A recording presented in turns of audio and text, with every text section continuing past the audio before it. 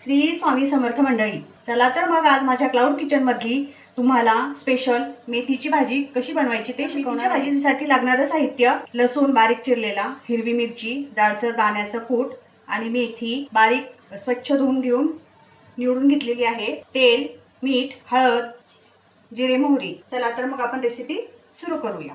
मी आता याच्यामध्ये 1.5 पळी तेल टाकलेलं आहे. तेल तापलं की मग आपण त्याच्यामध्ये जिरे मोहरी टाकून घेऊया. तेल तापलेलं आहे आता आपलं.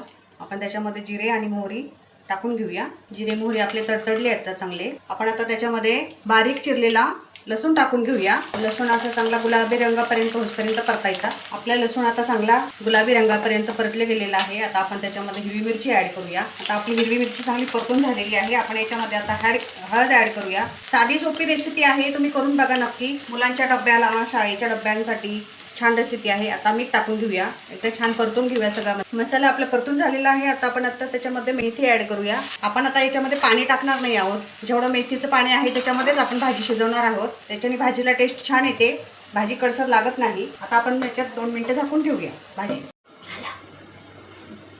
चला तर मग आता आपली भाजी शिजलेली आहे. आपण आता त्याच्यामध्ये दाण्याचा कूट टाकून घेऊया. हे बघा किती छान भाजी शिजलेली आहे आपली.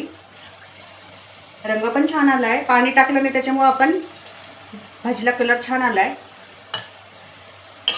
आता जाडसर दाण्याचा कूट टाकून घेतलाय आपण याच्यामध्ये. साधी आणि सोपी रेसिपी आहे, तुम्ही इझिली बनवू शकता.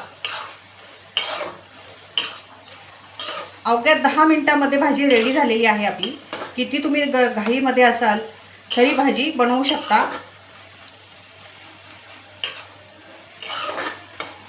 2 मिनिटं आपण झाकण ठेवूया परत.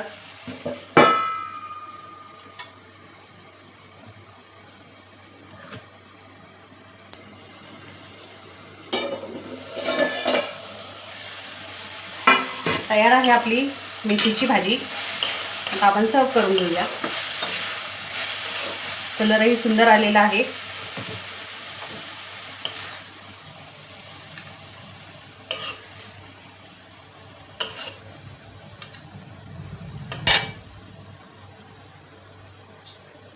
ही बघा झाली आपली मेथीची भाजी रेडी.